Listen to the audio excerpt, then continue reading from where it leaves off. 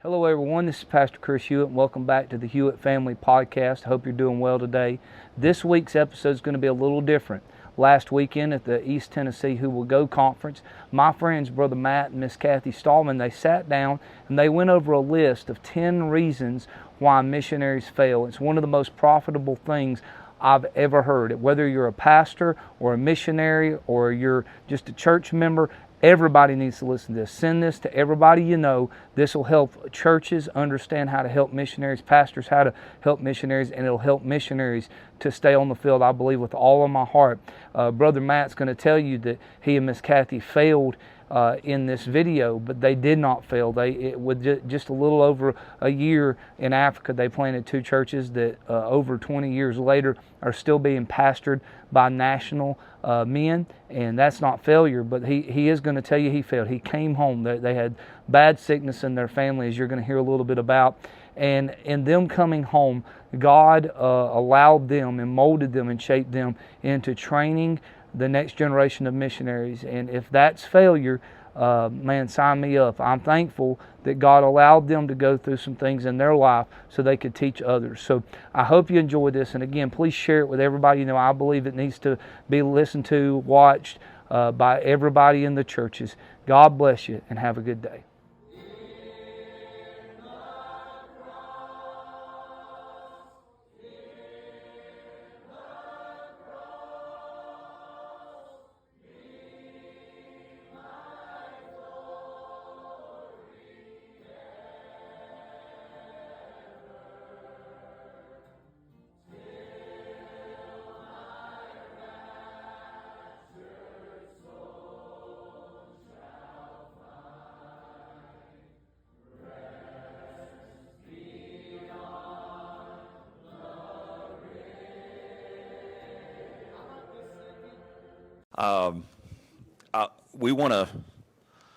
I want to break down some of the missions things that we're talking about and teaching on a different level here, and that level is a level that is kind of the behind the scenes. You want to peek behind the scenes because it's easy in a missionary ministry and in missionary conferences to kind of hear about missions in a protective sense, to where everything is motivational speaking, right?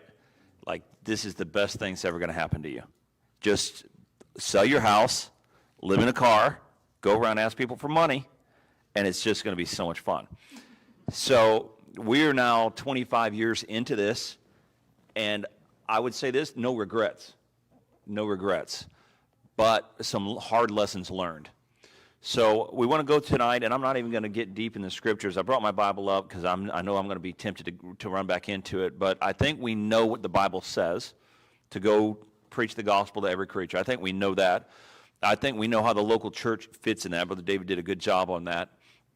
So the question then is, all right, so from the standpoint of, I guess, the personnel, the human cost of this, like an HR a session right here now. Okay, so what's this look like for your family? What do you do when you're in these situations? And so I've kind of labeled this based off of a message Cathy and I heard when we came home from Africa. We went to Africa in the year 2000. By the year 2001, we were already home.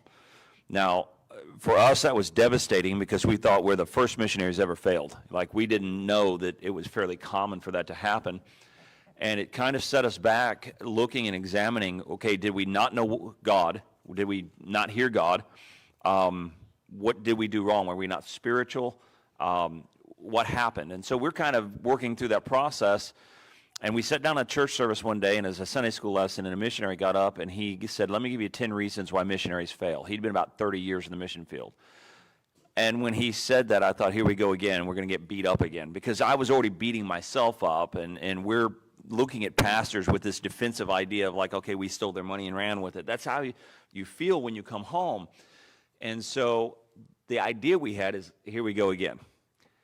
But that is not at all what he did. What he did is he gave us some understanding of the trials we went through, and he kind of opened our eyes to where we didn't even know that was happening until he told us what was happening. So you're in the emotional state of missions. You're in that state where it's, I've made this promise. I'm just going to trek through it. And you don't usually stop to reevaluate and say, what is actually happening to my family? What am I going through? And it was, ironically, it was a 5-year process for us. So it took us 4 times longer to recover from going to the mission field than it did to serve on the mission field. And that's very, very common. So the numbers are staggering. How many families go and come home is staggering. How many families come home and do not go back into any service, any kind of ministry is staggering because they tried, they failed. So Brother Gil Anger gave that lecture, that Sunday school lesson that morning, 10 Reasons Why Missionaries Fail. But I want to examine this a little bit deeper. I want to say this. It's not necessarily why they fail, because that word fail has such a negative context, all right? So I would say 10 reasons why missionaries fail, or 10 reasons why missionaries come home, or 10 reasons why missionaries quit. Not all of it's bad. So I'm going to read through the list here, and that's all we're going to do tonight. Just read my list. 10 reasons why missionaries fail, but there's actually 16. I tried to get to 10, and I just couldn't do it. And a lot of them actually have 2, like there's a sub point. But Cathy's here because Cathy has a better understanding of what was going on emotionally for us during that time. So when you're a man and you're busy at work, you're focused on work, and some of the stuff we talk about now, I'll talk about it from just a purely analytical perspective, but I don't have any feel of it anymore. It was just something that we did, and it's gone, but she still has more of that feel and emotion to some of it, so I want to make sure that she's included. The first thing I want to say this is the first reason why missionaries come home is because it's the will of God. Yeah, I got one amen. I'm going to say again. Yeah, there we go. We're picking up steam. The first reason why missionaries come home is because it's the will of God. God did that. So not every time you see a missionary come home do you think there's the loser that we gave money to and he quit. You have to reconcile the fact that God uses men and women in very unique ways. And if God wants to send me to the backside of the desert so I can learn some things about God and bring me back home, God has the right to do that.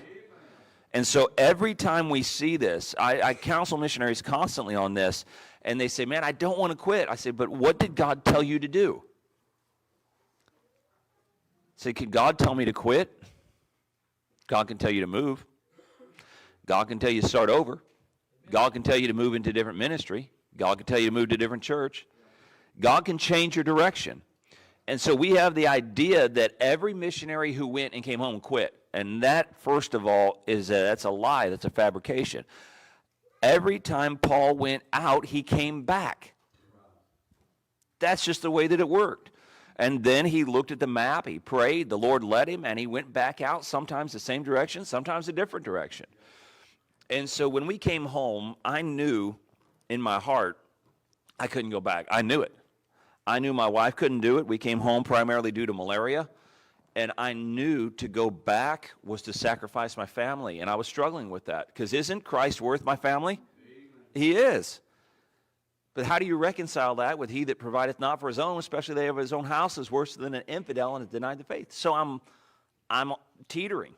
I'm looking at her saying, we got to go back. We made a promise. God told us to go. And I'm looking at my kids, and I'm thinking, this could be the last decision I ever really make for them. How do I reconcile that? And so I was at a prayer meeting one night on about a midnight on a Saturday night, and there's an older pastor there, and I'm bearing my heart to him. I'm saying, God told me to go. I want to go. I made a promise to go, but I'm looking at my family, and my children were on pace to not survive. That's how sick we were. But I was ready to sacrifice them, mostly because of the promise that I made, which was pride. And this older pastor looked at me and he said, well, Brother Matt, he said, it's really easy. God told Abraham to go to Mount Moriah and sacrifice Isaac. That's the will of God. That's the word of God. Abraham goes. He gets the firewood. He gets everything. He goes. He leaves his servants. He takes the wood. He takes the knife. He takes the fire. He goes to the top of the mountain. And by all rights, what should he do? He's going to sacrifice that son. But when he raises the knife, what happens? God speaks. And that man said to me that night, he said, I know what God told you to do 2 years ago. He says, what's God telling you to do tonight? And I said, God's telling me to stay home. I'm telling you, it costs more to stay home than it costs to go. It costs more to stay home than it was to go, because now I have to write a letter and go tell everybody, mark me up as another failed missionary. I tried, I failed, I spent your money, I didn't do what I promised to do. But I came home that night at midnight that night, and I told my wife, I said, God told us to stay home. And would you just give a little testimony on what God was doing in your heart? Really the same thing there, I would say. I remember when he came home and said that we were staying, there was relief quickly, and then, oh no, very quickly after that, because of the same thing. You know, people are gonna, and of course, as women or as wives, we care what people think about our husbands, right? So I didn't want anyone to think badly or poorly of Matt because of the decision to stay home, yet knowing it was the right one. So hardest decision I ever made was to stay home from Africa. So this is not even a list. This is pre-list. All right. Don't look at every time a missionary leaves the field and say they're a loser. God moves people. It took us from 2002 to 2006, 4 years before God ever told us why we came home. It took 4 years. For 4 years, we're going to church, and somebody said, weren't you guys missionaries? And I was like, yes, but we're failed. You know, that mentality. In 2006, God brought peace in our lives and showed us why we went to Africa. And it takes time, and those are desert years. Those are dark years for missionaries, and a lot of our missionaries don't come out of that. They'll get out of church. They'll have trouble in their families because they can't understand how God could change their direction. So here's what we've done. Instead of finding our identity in Christ, we found our identity in ministry. That became our sole purpose. But really, Christ is my life. Colossians chapter number 3. So, all right, let's get started now. Number one, and these are in no specific order, but number one, reasons why missionaries come off the field, quit, fail, is because some of them are unsaved. I know that's not going to get a lot of amen. But we've come up through a system where that our religion was based upon our works, be that a prayer or our commitment or our abilities. We based our relationship with God on what we did, not just our salvation, but our sanctification. And so you're going to deal with missionaries who have come off the field or are struggling on the mission field, and it sounds silly, but one of the first things we're going to say is, tell us about when you came to Christ. What happened? What's your faith in Christ like? Give us a testimony. And you were going to meet people who have spent their whole lives trying to satisfy God by their labors. So you see why a lost person who doesn't really have peace with God would want to be a missionary? Because they're trying to do everything they can to get closer to God. And so there's going to be a certain percentage of missionaries who are struggling in life and struggling in their spiritual life, struggling in their family life, because they're just this nagging sense of, I don't know God and I'm not right with God and I need to do more for God. And you say that wouldn't happen, but it does. It does happen. And so that's a freebie right there. I just want to make sure that when I'm talking to a missionary and you're counseling missionaries or you're going to the mission field, it has to be because it's the will of God, not to somehow pay the debt. It's not a work that you do. It's the fruit of the Spirit-filled life that God has so manifested itself in your life through the gospel. It's so powerful. It's the reconciliation to God has so changed you that you can't wait to tell other people about that. It's not that, hey, I owe God something, I got to go get this done. Missionary work doesn't bring salvation, and it doesn't bring sanctification. So I want to make sure missionaries, some of them come home having never really experienced Christ themselves. And you can see how frustrating that would be. And if you're here tonight and you say, well, I'm a Sunday school teacher. All right, are you a saved Sunday school teacher? So I'm a song leader. Are you a saved song leader? Or I do youth ministry. Are you a saved youth leader? It's important. So that one tonight is free. And then I would say this, the second reason why missionaries come off the field is moral failure. We've been, I don't remember the dates, Cathy would remember the dates, but but maybe a dozen years ago or 10 years ago, God really burdened us to help hurting missionary families. And I think the catalyst for that is because we were so broken when we came back. We were just tired. You ever just, you're done. Emotionally, physically, spiritually, and financially, we were at the bottom. And people started pouring into us. Not everyone, there was some criticism, but some people started pouring into us. And when they did that, the grace that they showed us during that time, we just feel indebted. So when we see other missionaries struggling, we thought, okay, if somebody reached in and loved us, we can reach in and love these people. And when we started doing that, I don't know the percentage, we've never done the numbers, but there is a vast, so a lot of missionaries. I don't know that it's the highest percentage, but it's at the top of the list of missionaries that come home because of moral failure. And I'll tell you some of the reason why that happened is because when the Lord sent missionaries out, he sent them out in pairs, twos by twos. And what we're doing is totally opposite to that. We're sending a family out. So if a husband and wife, Cathy and I say, well, there's two of you. No, we're one. We're bearing the same burdens. We have the same stress. We have the same issues within our children. If we have a ministry problem, we have the same ministry problem. We're bearing everything as one. And you can become very isolated on the mission field. And when you get isolated on the mission field, one of the things that people will do under those extreme times of stress is they will let their heart wander. They'll let their heart wander. So when we talk about moral failure, we're not just talking about adultery, we're talking about the mind first. Talking about the mind. So you say, what is pornography? It's adultery. It's adultery. How does that get started? Well, there's a lot of different ways, but if you take everybody from this church out of your life and you go sit in the darkest place of the world by yourself and see what happens to your mind, it's a difficult road. All right, so you're living here today in a land of light. There's churches, we passed churches after church after church just to get here. You're living in a land of light. There are Bibles on all the shelves. Even at the truck stops, the truckers are all reading Bibles. All the truck stops have Bibles. You come into a church, and man, it's amazing grace, and everybody is celebrating, and you worship together, and then you turn on the radio, and there's Christian radio stations everywhere. And do you ever struggle with your mind? Yes. I'll answer that for you so nobody has to answer it out loud.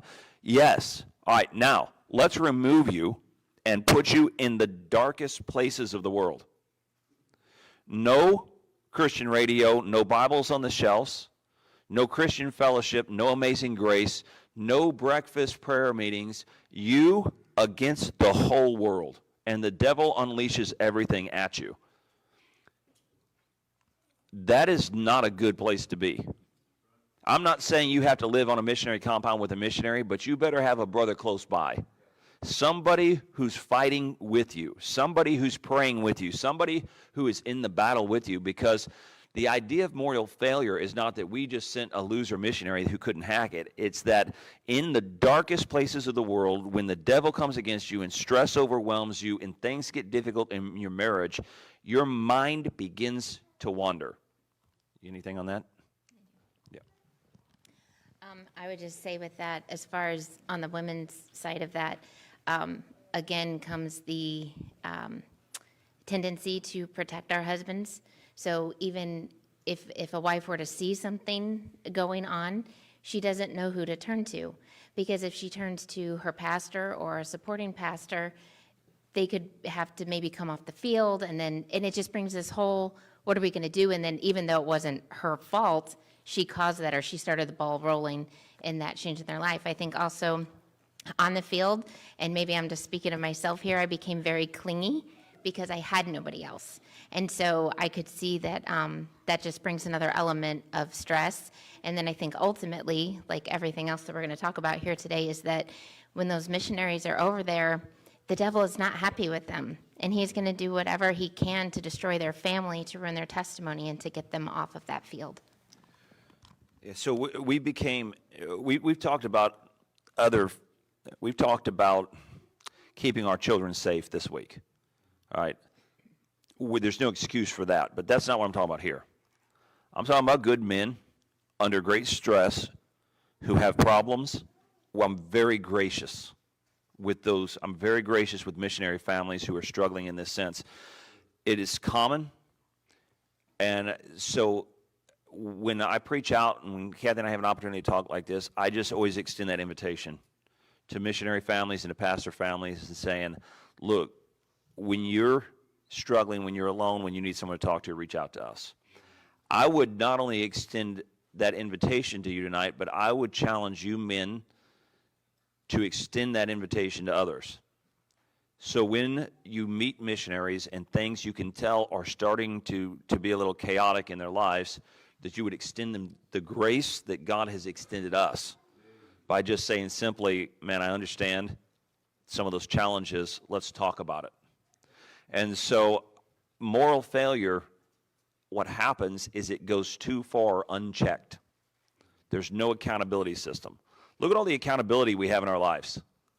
Man, I'm under constant accountability. My kids are following me around, playing with my phone. My wife is with me in the car all the time. Pastors call me all the time. I got to be in Sunday school. I want to be in church 5 nights a week. A lot of accountability. All that accountability disappears on the mission field. I leave my house 8 o'clock in the morning on the mission field. She doesn't know where I'm at until I come home. No one knows if I studied my Bible. Nobody knows if I went to Sunday school.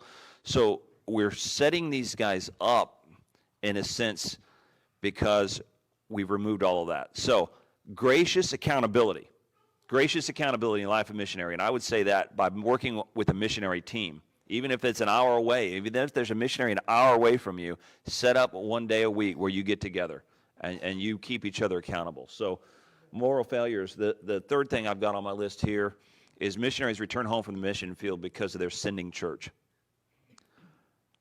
A sending church should be the greatest asset to a missionary. Like, it's number one asset. Amen. Say, what's the biggest weapon in your arsenal? Man, I got a sending church. I got a church that if there's ever a crisis or if things start to go wrong or if I start to act funny, everybody knows, and they're going to come to my rescue. All right, so William Carey told his churches this. He grabbed 12 pastors, he brought them together, and he said, I'll go into the well if you hold the rope. Carey said this about India. He said, I didn't go to India to save India. I get into India to save England. Your church needs a missionary. You say, well, a missionary needs his church. No, your church doesn't exist without the emphasis of sending missionaries. This is why we live. So there's a symbiotic relationship between the missionary and the church. You need each other, and he cannot go without you.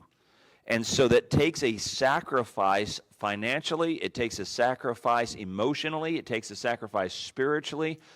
There should never be a week that the sending church doesn't somehow reach out, connect, pray with, pray for, contact that missionary. And here's what we have. Missionaries sent out of churches. Well, no, not sent, slipped out of churches. They slipped out. So what happened is either the missionary just was hard to work with and the pastor was glad to see him go, or the missionary had a zeal to go, but the church didn't match their zeal, so finally the pastor said, fine, go.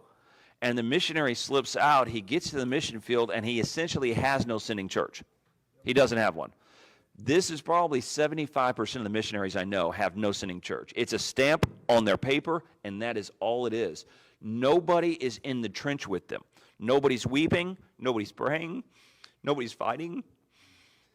And if I could fix one thing tonight in this, it would be a sending church holds the responsibility to get the missionary to the field and to keep them on the field and to sustain them. That is your responsibility. So stop blaming the missionaries every time somebody gets hurt. It's a sending church problem. It's a pastoral problem. Now, a pastor can't fix every bad missionary. That's not what I'm saying. But number one on top of number 3. This should be letter A. Lay hands suddenly on no man. Don't send a man you can't trust. Recall 50% of our missionaries tonight. Bring them back in and say, guys, we got to talk this back through. Because if you're not doctrinally sound and morally sound, if you're not spirit-filled, if you don't know the scriptures, if you're not loving your family, you ought not to be there.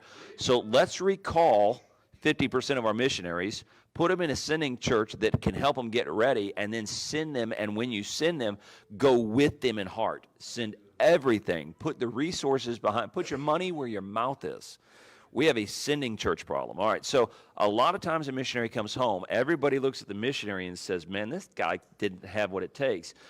But if you pull back the curtain, you'll find a sending church that didn't give him the resources. And I'm not just talking financially.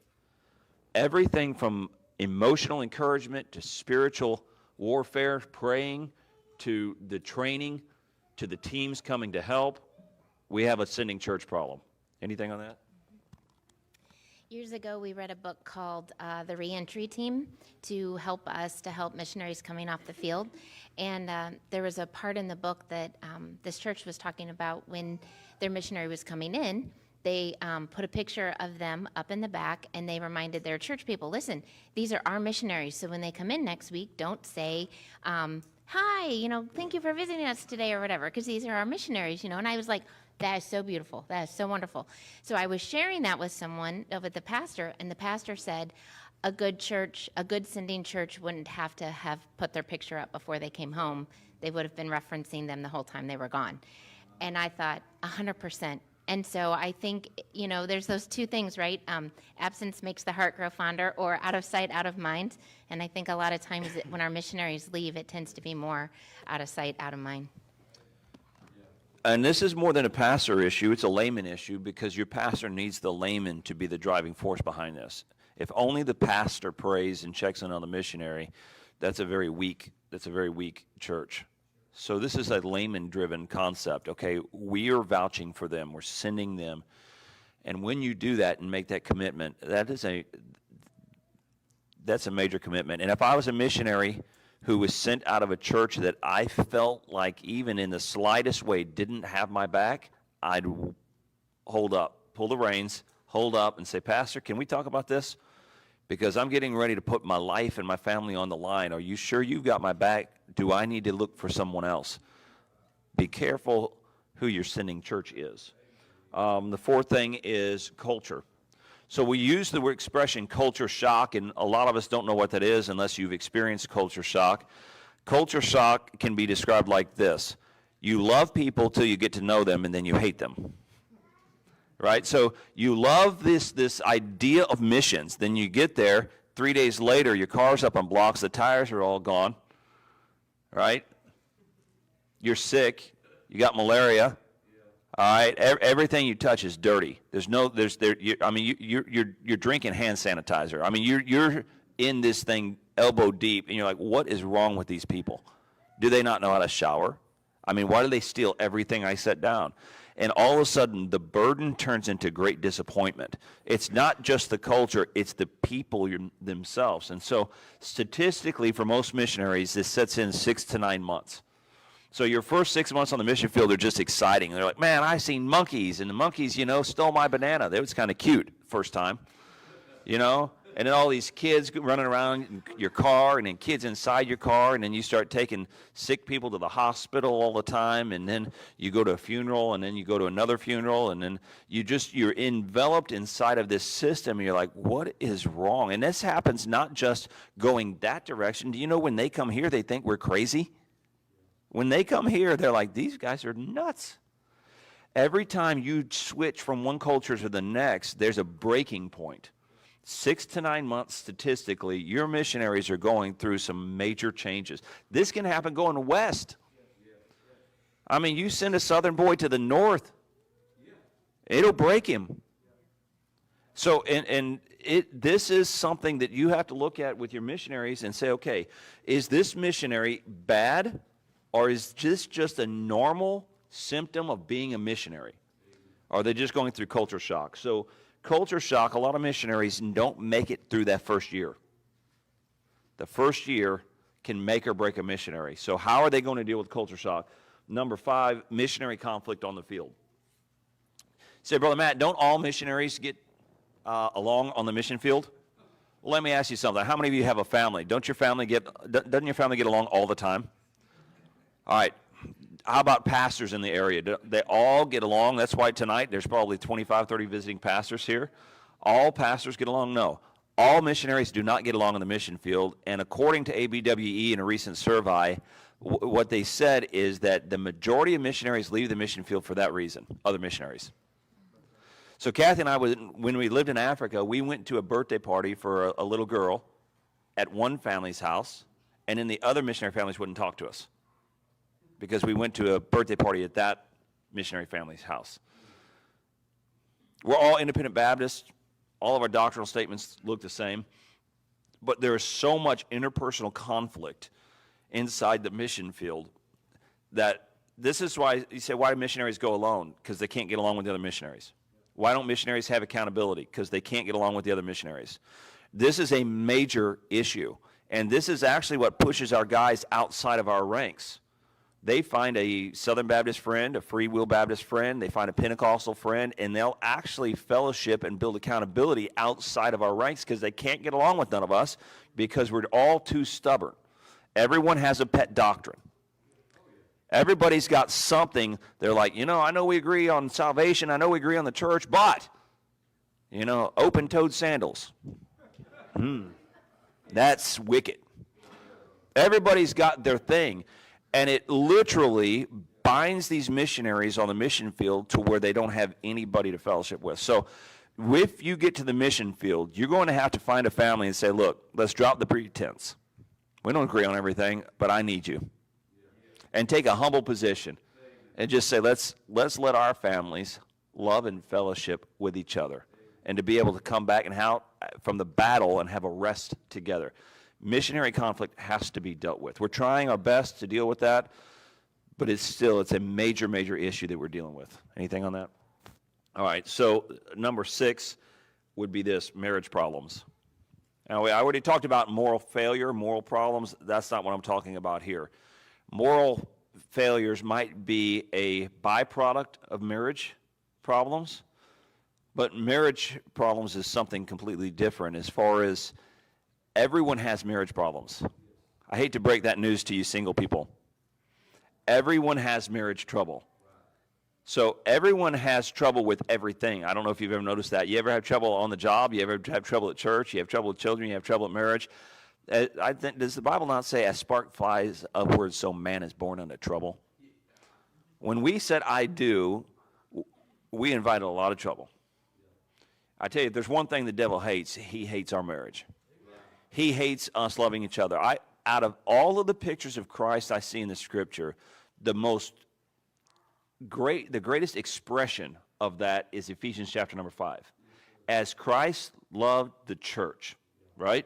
So love your wives as Christ loved the church. If the devil can drive a wedge between us and I'm not demonstrating love and nobody can see that love, then it blinds people to the love of Christ because it's one of the greatest expressions I have. So don't be shocked when a missionary has marriage problems. Don't be shocked by that. I wouldn't be shocked if the best pastor I know in the world has marriage problems. So let's define this. What happens in our marriage? What happens in our marriage? Brother Dave and I were just talking about this. Only by pride cometh contention. Only by pride cometh contention. Guess what happens? One of us, or both of us, won't practice humility. You say, well, where does that humility start? Well, Christ loved the church, gave himself for it, right? Husbands, love your wives as Christ loved the church. Who started the process of reconciliation? Who went looking for Adam in the garden? Who went to the cross? Why do you love him? Because he what? Because, all right, who started the process of reconciliation? I'm not giving you no blame ever. I'm just saying it's a man problem. It's my responsibility, I believe this, my responsibility to pursue reconciliation when things go wrong. So what did Christ do? Philippians chapter number 2, he humbled himself. So if I have swelled up with pride and I'm like, well, that woman needs to get right. It might, there's times maybe it was her. Very few times probably that it was her. But there might be something that she did. But you know what? Who starts reconciliation? Look, she could do it, but I'm going to go after her. You know why? I got one shot at this, guys. I love her. I've got one marriage, one wife, one life. I'm going to have a blast. We're going to make this thing happen. You see, yeah, but I know. Yeah, but you ever walk out on Christ? You ever do anything to hurt him? You ever disappoint him? You ever say something you ought not to have said to him? What did he do to you? Did he shut you off, close you off emotionally, or did he pursue you and reconcile you again?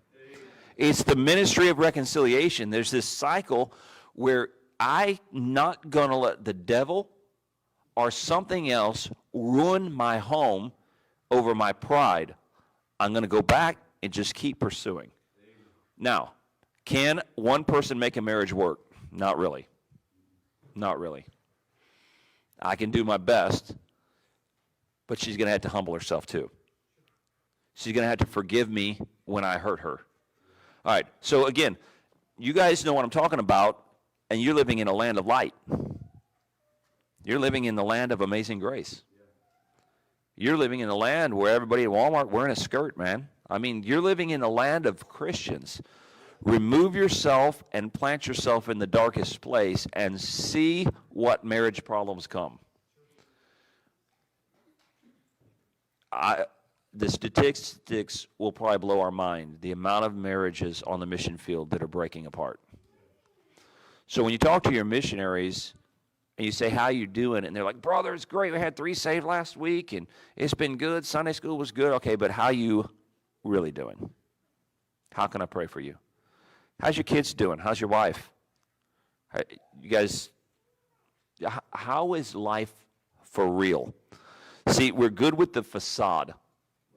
We can paint a really good picture, and here's why, and this is part of the failure of where we're at in missions.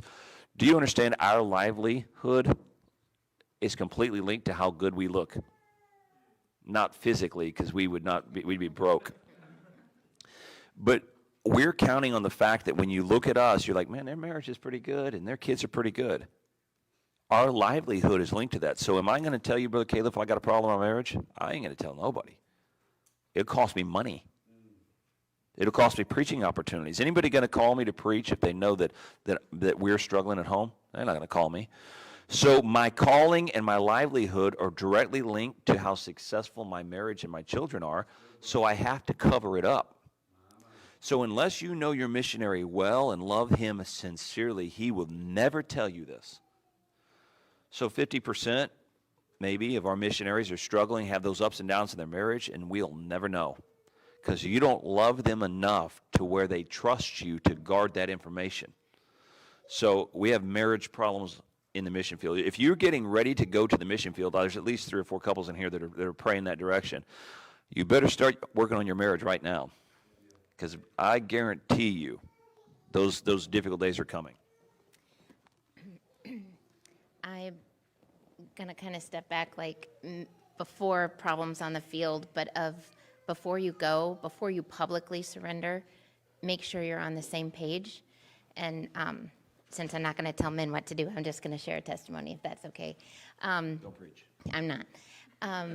When Matt and I were engaged, I lived in Missouri, he lived in Iowa, and he called me and he said, Cathy, I surrendered to the mission field tonight. And he said, I don't know if the Lord will ever send me, but if he does, I'm going. And how do you feel about that? And I was honest with him, and I said, I have never felt like the Lord would use me in missions, but I know the Lord told me to marry you, and if you go, I'll go. And that sounds great, until he surrenders to Malawi. And he says, hey, what do you think? And I was the honest truth. He asked me every day for 3 months how I felt about Malawi, and every day I said, it makes me sick to think about it. I don't want to talk about it. And he didn't push me. And he didn't say, hey, lady, you said before we got married you'd go, so we're going. And I was so thankful for his patience with me and for him waiting for God to tell me instead of just Matt telling me. And when we got over to Malawi, we were there 10 days when my babies, literal babies, had malaria. And I knew, had I just gone with Matt because he said he was going, that I would have blamed him for my children being sick. Instead, I was like, okay, God has this. He sent us here, and there's a reason. And I just want to say I'm thankful for his patience with me, just letting the Lord speak to me in that time. You know, you don't go to, if you're married, you do not go to the mission field by yourself. It's a joint effort. But Tim, I don't see how you can go unless you both see the need and the calling. I would not send a missionary whose wife sat there and said, "I don't think this is a good idea." You can't do that. And that's not even on our list, except we just put it under this marriage. You have to be agreed. You have to be agreed. And men, sometimes you have to be patient. And I know a lot of ladies who feel like they should go do something and their husbands aren't hearing it. Well, you got to be patient too. In the same way, don't be afraid. We taught this yesterday. It took Paul about 13 years to get into missions. Don't be afraid when God says, "Hold on, just stay here and work." Don't be afraid of that. I mean, that's a great thing. If God told me and my wife right now, "Hey, why don't you just buy a little house next to your local church, go in there and just help out," we'd throw a party. Whatever the Lord, it makes no difference to me. I mean, is the clay going to say to the thing that formed it, "Why have you formed me this way?" A janitor or a missionary makes no difference to me. She'd choose the janitor. She'd be like, "Yes." So let God in his time put you on the same path so that you can fight together instead of fight each other. All right, marriage. Another reason why missionaries come home, and this happens to a lot of missionaries, is problems with children, especially as children get into the teenage years, 16, 17, 18 years old. This is a major problem because I'll let you tell you're green and yellow, blue, you're blue man. All right, so you're raising these children in this environment, and they lose their identity. So we've had kids come home from the mission field before. Families will come in, they come to our house, and our kids will be playing ping pong, and the missionary kids are like, "What is that?" Our kids are like, "Are you stupid? It's ping pong." But they are, yeah, it was Ben said that. No, our kids didn't say that, but they are an outcast in both worlds. They don't blend in Africa. They're not black. They don't speak the language properly. They didn't go to the public school. They can't still play football like the other kids. They don't fit there. They come home, and guess what? They don't fit here. They have a different vocabulary. They have a different sense of what things are worth as far as the way they spend their time. We've had kids come to our house that have never seen a movie, never seen a single movie. And I applaud that. But yet then when they sit down in a church with other kids, especially from a lot of churches, these kids look at them like they're strange, the strangest thing they've ever seen. So when they come home, they find that they're not welcome here. When they go over there, they're not welcome there. All right? So how are parents bridging the gap, and how are churches bridging the gap when you send these missionaries? How are you going to help bridge the gap for those kids to either stay in Africa or to return home? And there are some ministries been started the last few years specifically to missionary kids. One of them is called the Heirloom Project. So an heirloom seed, continually reproduces. And the point is this: our missionary kids ought to be primed for ministry. They already know it forward and backwards. They're bilingual. They know how to drive on the wrong side of the road. They should be the next generation of missionaries, but they're not. Because they're looking at the mission field as though that's what took me away from what I loved. It took me from my friends. It made my mom and dad go through these battles, constant battles. And so there's a huge ministry to be had to missionary kids. Sure. You love to tell it, I know that. Well, I read this illustration years ago, and I thought it was beautiful, and it tells the story of a blue man who lived in the land of blue with everything was blue, houses, cars, stores, games, food, everything was blue.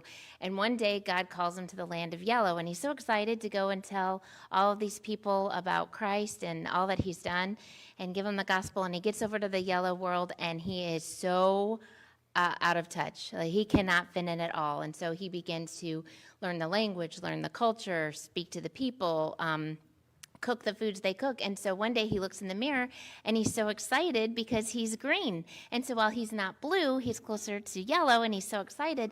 And then the Lord asks him to go back to the States. So when he gets back here, or to their home, he gets back, and now he doesn't fit in here because he's no longer blue.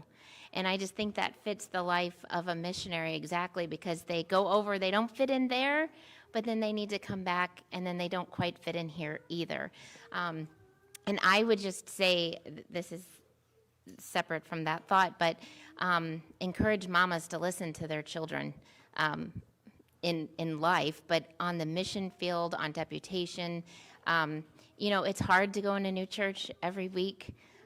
It's hard to go in a church where people aren't like you on the field, or if they haven't learned the language yet, that's very hard to sit in a service and not have any friends. And when your children speak to you, their feelings are valid, and they may not even be correct. Maybe they're not thinking correctly, but that's still their feelings. And yes, we need to help them think correctly and see things correctly, but we need to make sure that we're listening to them and that we're encouraging them through those feelings all the way through the field. If we don't listen to them, they're going to find someone else who will, and then they may not be getting the godly counsel that they need. All right, so number 8, poor character. There's been a big shift in character in the last 2 generations. Anytime you talk to somebody in their 70s or 80s, the first thing they're going to say is kids these days, and they got a point. My dad will be like, when I was 5 years old, I was driving a tractor, pulling wagons, My uncle was running the combine, and I was pulling wagons, at 5 years old, and he probably was. And then my generation, we had some hard days. We didn't have air conditioning. Can you believe that? We didn't have colored television. That's how old I am. Or poor. I don't know. I may not be that old. I might have been that poor. But we were raised a little bit different. And then now we're coming into a new generation. And this is not just a rant against young people, but there's a shift in character from Hudson Taylor to Jim Elliott to today. It's a big difference in character. And so we're sending a generation of missionaries to the mission field who have never had a job.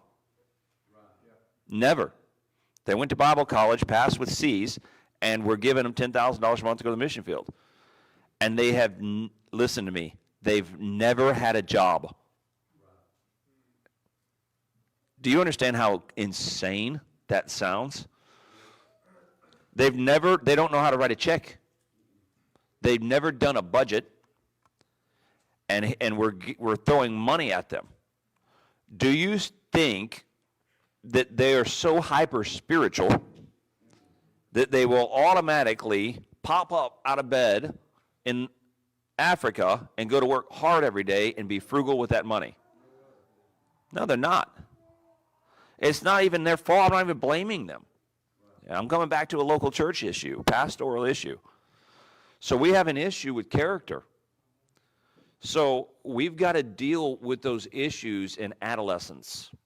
Or we've got to deal with them if people get saved later. We've got to deal with them before we send them. And people got to be able, if I was sending a missionary today, you would not want to probably be sent out of my church. I would want to see your budget, and I want to see your family, how you're living. I want to see how's things working for you today. Because it's not like you're going to take a magic pill and wake up with character when you get there. That's not the way it works. In fact, the truth is this. Your character flaws are magnified now because you have no accountability. No accountability. More money than you've ever had, less accountability than you've ever had. Who knows when I go to work? But Tim, I may not have worked 2 days this year and you wouldn't know. Because all I got to do is embellish a letter and everybody think I'm doing pretty good. Now, I'm not saying everybody's doing that. But I'm saying you got to be careful. If you're a missionary going to the mission field, you better be self-starter. You better know how to get up in the morning and go to work and get work done. Now let me say this. There are some guys who will just work themselves to death and neglect their family. That's just as wicked on the other side. If you're going to work hard, you better play hard too. So, but this is a real issue. Character issues are bringing missionaries home.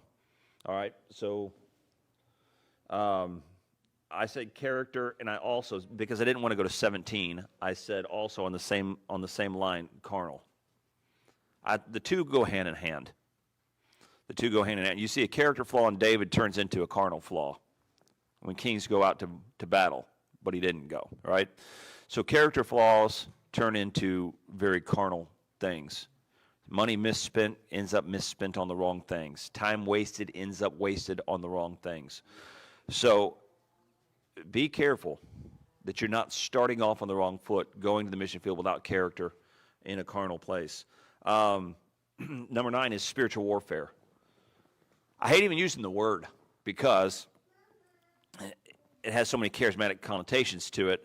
And I'm not talking about some weird, spooky feeling you got and somebody choked you, threw you down the stairs, and you got goosebumps.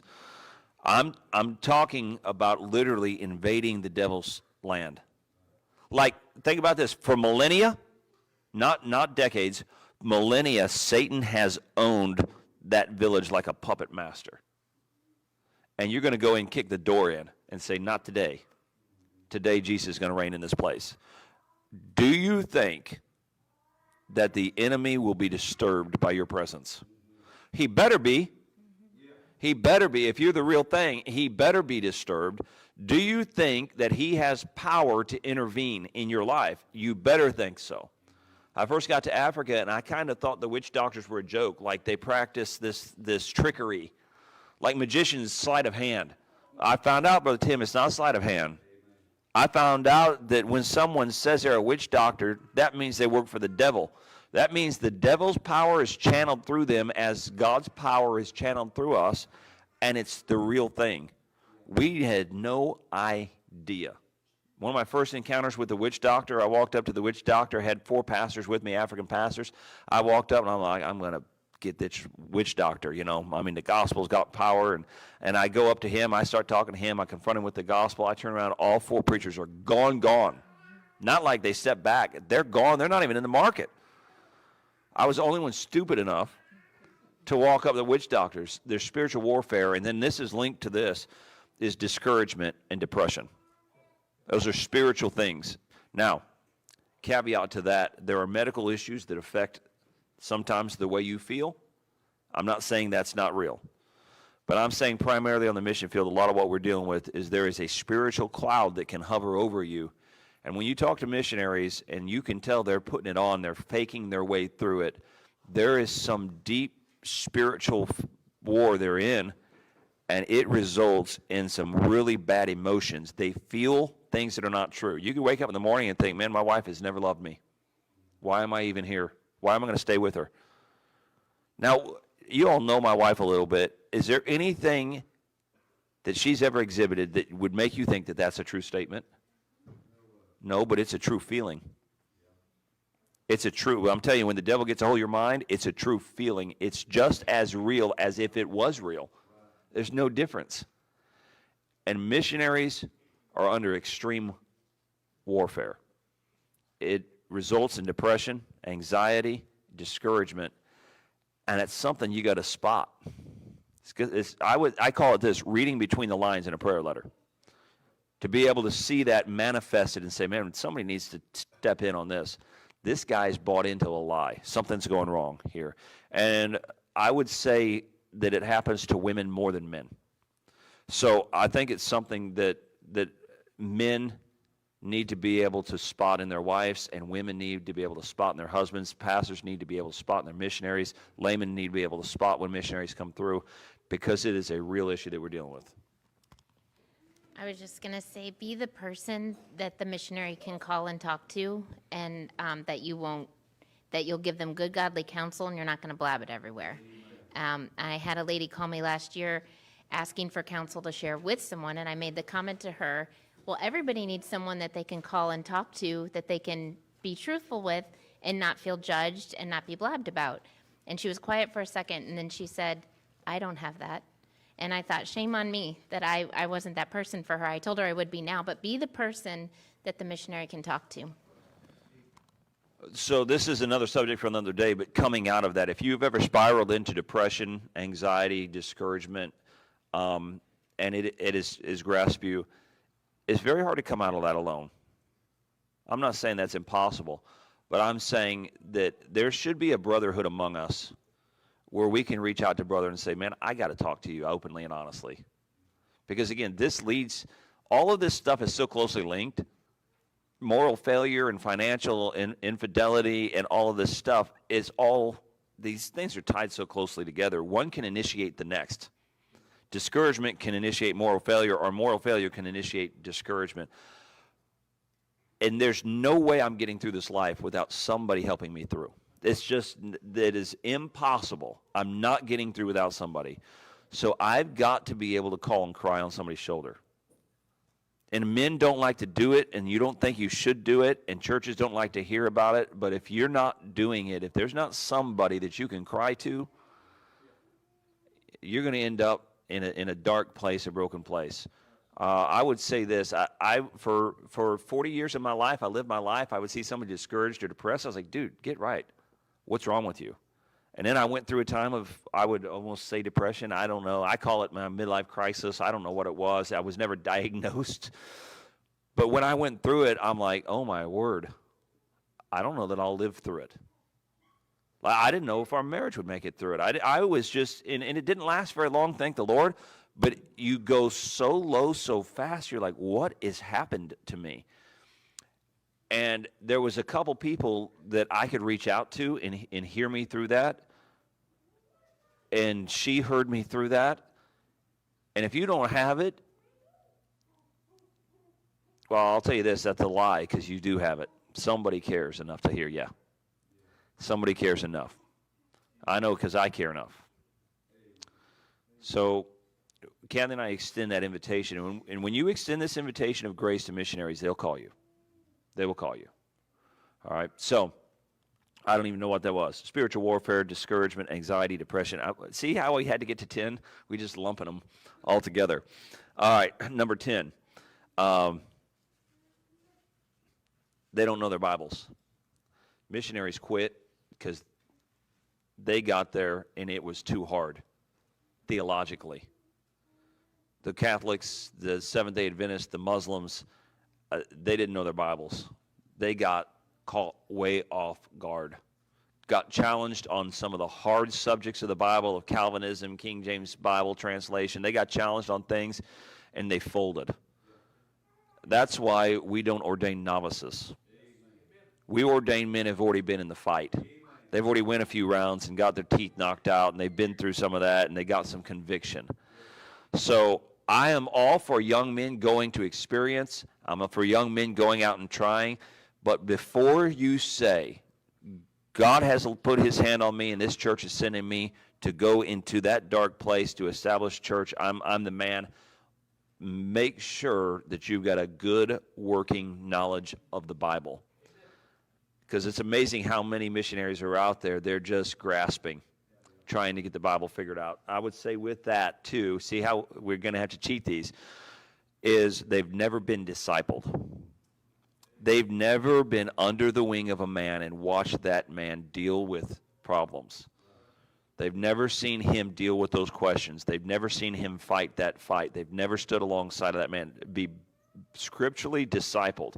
Not from the book necessarily, although there's nothing wrong with the book, but see a man go to war and see the way he does it. So make sure before you call yourself a missionary and go to the mission field that you're ready for the difficulties and challenges that are theological. Number 11, I tell you 16, and I tried. Number 11 is missionaries return home from the mission field because they're very poor communicators. Let's add one to that. They're poor administrators too. You might be the best worker this church has ever seen, but you might be the worst administrator this church has ever seen. Guess who administrates on the mission field? You do. Guess who has to write prayer letters? ChatGPT. Just saying, it can help. The idea that the success of your mission field will be with how well you communicate to your sending church, to your supporting churches, and to your men on the field. If you can't communicate, I'm not even talking about if you're a gifted preacher, like, man, you know when to raise and lower your voice, and you know when to pull. That's not what I'm talking about. I'm talking about taking a truth and clarifying that truth to where the people just know what you said. Writing a letter to your churches to where those churches say, man, we caught the vision. We know what that guy's up to. There are some people that really struggle with communication, and you need to work this out. Now, I struggle with communication. Every time I preach, you're going to catch me say something crazy, just because my brain and my mouth don't always get along. All right? They don't. I don't spell well. I don't do grammar very well.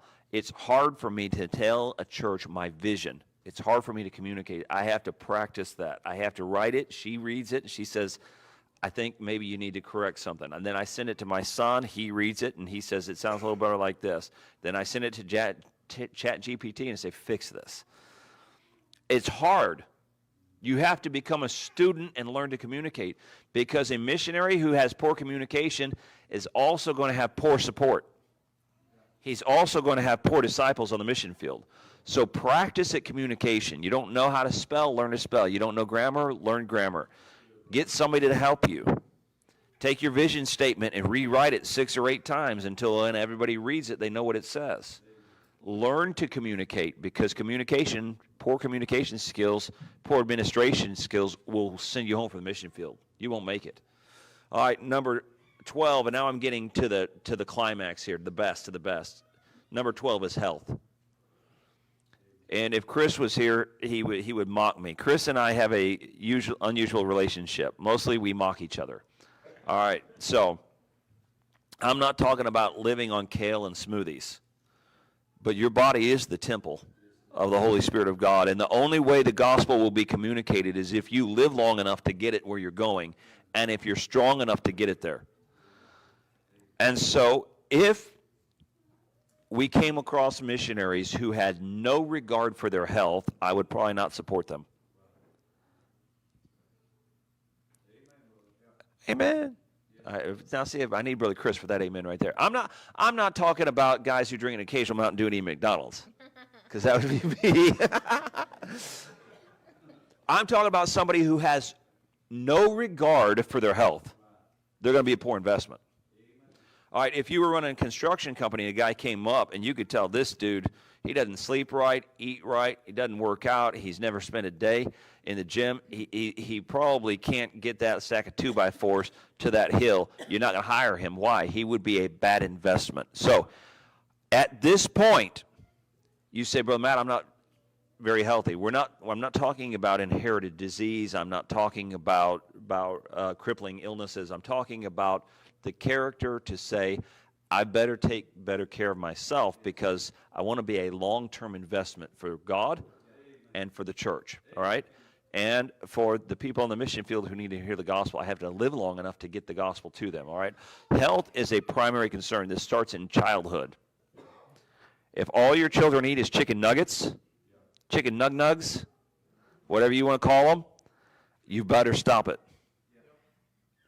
They better be able to recognize the importance of living healthy and long, because they're the temple of the Holy Spirit of God. They're the ambassador of Christ. They have the ministry of reconciliation. They represent somebody.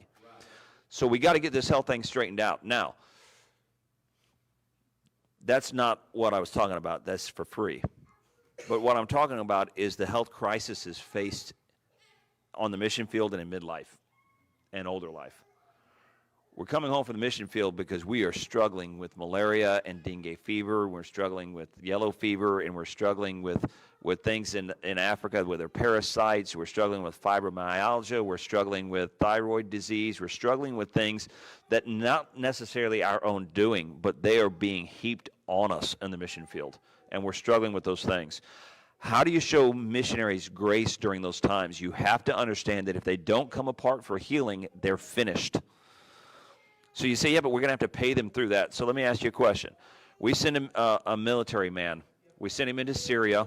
He goes in. He trains for 6 months. He's deployed for 6 months.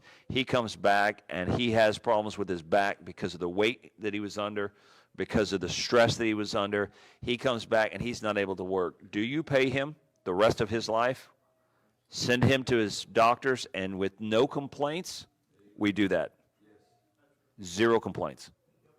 Nobody's out there picketing, stop paying for broken veterans. Dude, that dude would get hit by a car in 10 minutes. No one's picketing that. But when a missionary goes to the mission field, they come back with tropical diseases. C.T. Studd, they said this of C.T. Studd, they said he was a museum of tropical diseases.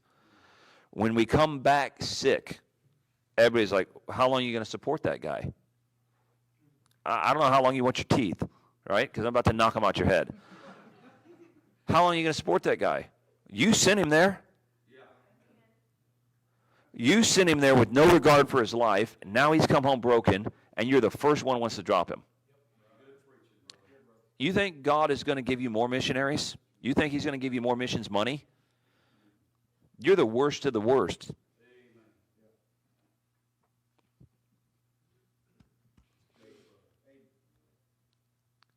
No one would do that with their own child. No one would do it with the veteran. But you're so quick, I don't mean you. I mean you to the world, to the broad sense of guys who might accidentally be listening in. You're the worst of the worst because you kick a man when he's down. The man you sent and said that you'd have his back.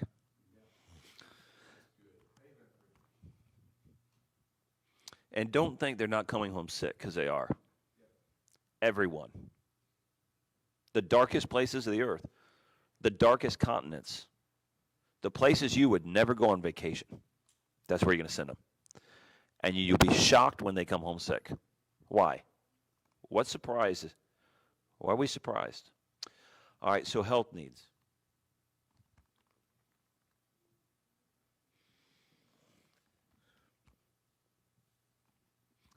I'm not upset that missionaries get sick. We embrace that. I have videos of my kids throwing up on 6 continents, you know? I mean, we embrace that. What disturbs me is the reaction of churches when missionaries get sick. Surprised by it. And I've had pastors who I'm good friends with who will probably watch this, who will ask those questions. Well, how long we got to support them? They've been home 3 months. Yeah. You know the pastors who get it right is the pastors who send their kids. They get it right. They get it right. Because they, in the back of their mind, say, well, if it's my son, I know what I do. Right? So they get it right. Number 107. Number 13, finances. We discovered this yesterday. Missionaries are undersupported. I know it's hard for us to reconcile because we live in the middle of nowhere. Our property taxes are low. Our houses are paid off or paid down. We drive 75 miles a week. Our cars don't get wore out. But that is not the life of a missionary. We're cutting edge. We're always on the road. We're always breaking something. We're always in the middle of whatever could go wrong. And our missionaries are undersupported by probably 50 to 75%. And so there's a financial strain upon them. I read this years ago, and this is well known, but I fought it for a long time, all right? So marriages end over finances. I said, that's not right. In my naivety, in our marriage as young people, there's only one thing married couples fight about. I'm not going to say it. Finances. And you say it's not finances. It is. Because the stress of constantly fighting to catch back up, and her looking and saying, well, what are we going to do about this? I'm going to say, you're just going to have to trust me. And then I don't pay it. And she's like, you said I could trust you. I was like, I didn't mean it. We're undersupported. Now, that's our fault. Brother Giddens, that's not your fault. We're the ones who made the budget. I made the budget to torture my family. The church asked me what I need. I told them, and I didn't tell them enough. It's my fault. If I went in with a vision and said, look at this vision, this is going to be fantastic. All it's going to cost is $12,000 a month. We're going to go change the whole world. I can change. I can take care of my family. Churches would buy it. But I go in and say, I'm the cheapest investment you've ever made. Anybody buy stuff off of like Temu or all this Wish? Anybody buying this stuff, you know? You buy that and you, I know. You buy that stuff and you think this is going to be the best, then you get it and it's the worst thing you ever bought in your life. You got a deal on it, but you got what you paid for. Can I tell you something? You can't over-support a good missionary, because they will print tracts and they will order Bibles and they will put out street preachers and they will help national pastors get set up, and you cannot over-support them. Why? Because their budget's their budget. You can't change it. My budget doesn't inflate. Okay, well, if we pay him more, he's just going to make more money. No, I don't. My budget is the budget. It is what it is. And you can't underpay it either, because it won't work. So we send them under-supported, and then we complain when they come home. But I will tell you this, it's their fault. We need to be talking about the right numbers, and we need to be honest with what it cost us. As when he did those numbers on the board yesterday, it makes my stomach sick, because I hate to ask a church for that much money. But I also know my boys make that cutting grass. Guys at our town, we live in a little town, 1,700 people. That's how much they make building cabinets. So I'm embarrassed to ask for as much money as the 20-year-olds in our church are making. And we've been at this 25 years. So I have to flip a switch. A missionary's got to flip the switch and say, okay, why are we putting our families under this incredible amount of stress, when I could just get honest with myself and say, my wife needs some things? And God ordained, I didn't make this up, God ordained that the churches pay for that. I'm telling you, I did not make it up. You think the Levites walked around the Old Testament apologizing to every Jew they met? Guys, I'm sorry. That whole tithe thing and all of those, I'm sorry. God didn't know what he was doing when he did that. I ate your guys' crops. Ah, man, do you think for a moment that ever crossed a Jew or a Levite's mind? God said what to do. God ordained they that preach the gospel live of the gospel. You don't muzzle the ox that treads out the corn. Does any man go to warfare at his own charge? So this is my confession. Put my wife under a ton of stress for 25 years because I didn't do the budget and go to the churches and say, here's what it's going to cost. That's my fault. So if you are 25 years old and you take 2 years of your life to get your budget right and get your funds raised, you will be 27 years old. You're going to do missions till you're 67. For 40 years, your family just gets to love missions. But if you do that budget wrong and you get it wrong, you're going to have 40 years trying to get this thing figured out. You'll be flipping flapjacks trying to sell them on the street, making funnel cakes. You know, we had done everything. Auctions and eBays and car washes, and I've done, and if I had it to do again, I would settle in for 2 years and just say, I'm going to get this thing right. Because our missionaries are returning home because they don't have the money. That's their fault. Now, maybe somebody didn't counsel them, didn't tell them, maybe their pastors didn't help them, but they could have fixed that one right there. No comments? I'm sorry for making you live poor for so long. All right, so that's 13 with some add-ons, some extras in there. There's enough missionary families in here tonight. Maybe some of these things you're thinking, okay, I've already experienced that. Or maybe at least you're thinking, I better prepare for that. Or maybe you're thinking, there's somebody who's been through this, and I can talk to them about that. So this is not uncommon. This is just normal. This is, when you embrace missions, this is what you embrace. These kind of problems. You'll never eradicate them, but you can mitigate them. You understand the difference?